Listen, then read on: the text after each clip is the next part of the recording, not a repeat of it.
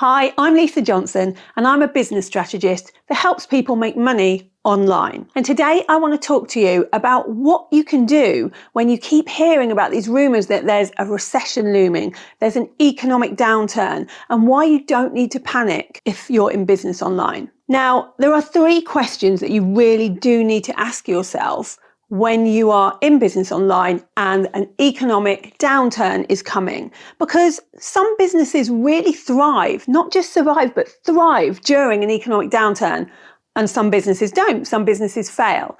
And I used to work in Canary Wharf. I was in one of the biggest business banks in the world, and I worked there as a risk analyst. And during the Great Recession in 2008, when I worked there, I could see the kind of things that were making businesses fail and the things that were actually making businesses survive and thrive. And when I look back on those times and the kind of things that people were talking about, the same things apply to businesses online now. The same kind of questions need to be applied. So there are some things that will make your business do better in a recession than it normally would. We'll talk about those opportunities as well. But first of all, let's talk about the 3 questions you should be asking yourself right now before the recession actually hits. The first one is, are you actually solving a problem? Do you have a solution to someone's problem? We all know that during normal times, when times are good and there's plenty of money around, people buy things not just because they need to. They buy things because they want to. They buy things because they're emotionally invested. They buy things because they just like having things. They might buy a course, for example, that just helps them become a little bit better at what they do. They buy things that are nice to have. During an economic downturn, that tends to not happen as much. What people generally do is buy things they absolutely need. Now, the things that people need are generally things that solve a problem that they're already having. So this doesn't necessarily mean that you have to completely change your product suite and you have to think about different services. It just means that you need to position them differently. So if you're putting something out there right now that doesn't sound like you really need this if you have this problem, we can solve a pain point or an issue that you're having, then you just need to tweak the messaging to make sure that people know it does solve their problem. So people always say the 2 things that people buy generally during a downturn: health and wealth. So if things solve a health problem or things solve a wealth problem, then you're probably going to do okay. But you need to make sure that there is actually a problem being solved, not just to learn how to get better at Instagram. You need to link it with learn how to get better at Instagram, because if you don't know how to use Instagram in 2023, your business is not going to thrive as much as it would, and you will make less money. So it's always about trying to find the link to the thing that is the problem. And lots of people don't do this. Let's talk about the second thing that's going to make a difference. The question that you need to ask yourself this time is, what is the tangible result? Do I actually provide a tangible result? A thing that people actually go away with? Now, this seems obvious that everybody provides a tangible result. Everybody knows exactly what that result is, what they can get from you when they buy from you. But actually, it's not true.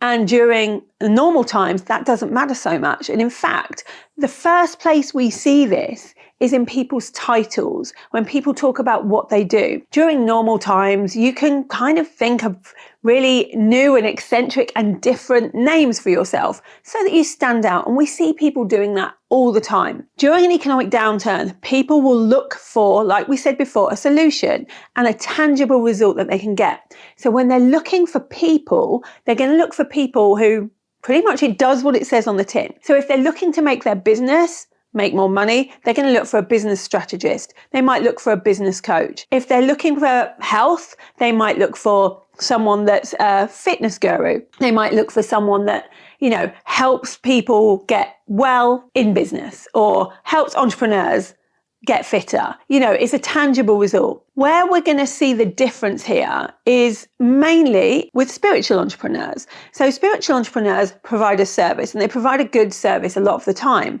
but they like to change the names. So for instance, I know a business coach who is really good at helping people in business, but because she wanted to stand out, she called herself a maverick warrior goddess for entrepreneurs. It makes you stand out. It sounds really cool. During an economic downturn, that business will lose money because people aren't looking for any of those things. If they have to ask, what does that person do? Or how can that person help me? Or what is the tangible result that that person is going to give me? They won't buy. They will simply go and find somebody that gives the tangible result already. So start thinking about what you help people with. It doesn't mean that if it's not wealth or if it's not health, it's not going to sell. It can still sell if you're very clear about what the result is going to be at the end of it and it solves a problem or sometimes a desire, but a really deep-seated desire that somebody wants. It needs to be a must-have now, not just a nice to have. And having your title really show what you do is going to help with that. So if you're a copywriter, call yourself a copywriter. Call yourself somebody that helps someone sell better with words, rather than, you see all of these kind of a writer maven for rebel entrepreneurs. No one knows what that means. And if they have to ask what it means, you're already too late. People are just going to go get the tangible result they need. So let's go on to point number 3. So the other question you can ask yourself in a downturn is, where can I add value without having to add cost? So we know that generally during a recession of any kind, the people who are selling the lower priced items generally online won't be affected as much, because what people do is if they're in the mid to higher tier, but not very high tier, there's kind of this middle ground. What they do is they stop buying because they need to tighten their purses. So they go, what things can go? But they still need the solution to their problem. So what they generally do is they go and buy instead a low cost item that will do the same job. It might not be as good a job, but it will help them with the same problem. So for instance, if you were in a mastermind that was costing you 10,000, then what you might do is decide not to renew that mastermind, but you might go into a lower price course or a membership so that you still have people around you. So that's one thing you might do. What generally doesn't get affected is the very low end and the massively top end, because people that are going to pay those prices may not be, not always, but may not be as affected as people in the middle tiers. So the best things to do right now is, if you know that you have a kind of mid to high tier offer, how can you lower the cost, but still, not put as much value in? So for instance, if you have a mastermind that's normally 30,000 and you've decided to make it more accessible to people right now, it's going to be 10,000. What can you take out that doesn't take out from the actual value as a whole? An example of this is, we have a mastermind and we normally do 2 big retreats on that mastermind. We will lower the cost and do 1 retreat to make it more accessible for people. The other way to do this is, what have you already got that you can add value to that makes it even more compelling for people to buy, especially at the lower end, that isn't going to cost more of your time or more of your money? So what we've done, for example, is we have a membership, and in that membership, the churn on memberships will be more, because there are some people at the lower end that will really feel that pinch, or at least feel the panic, because remember, recession is only recession because of the panic that people feel. It's often just that causes everybody to stop buying. So people at the lower end normally start that. So if they start that, the people that really feel the pinch, they might come out of a membership. What can you put into that membership that makes it so valuable that they'll want to stay in for the cost that they're paying? So for instance, in my membership, which is called You Can Sit With Us, it's £49 a month. There wasn't much that we could kind of add to it to make it even more valuable than it was, because we had so much in it already. But what I could do is give more of my time. So once a month for an hour, I'm going in and doing the recession sessions where I help people with their messaging, with their positioning, so that it becomes more valuable for the people already in there, but they don't have to pay more. What that will do is likely make them stay in when they were thinking about leaving. So what additional things can you add value into your packages right now that's not going to cost you a lot of money or huge amounts of your time? It's just going to make you more secure when people are looking at your offers compared to other people's offers. So I want you to not be worried that there's a recession coming, because there are always things you can do to really survive and thrive during a recession. Recession brings so many opportunities.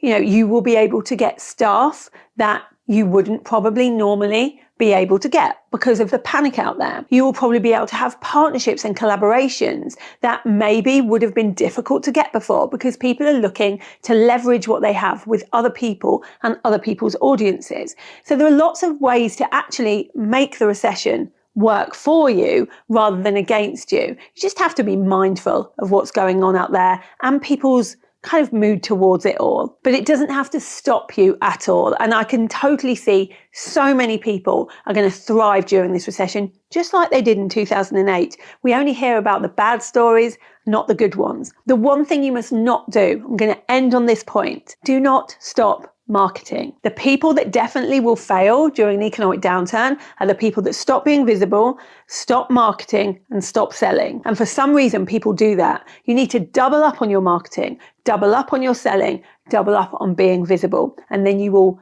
wear this storm completely fine. Thank you for listening. If you've liked what you've heard today, I would love you to subscribe so that I can help you even further to make money online. I'll be back soon with another episode.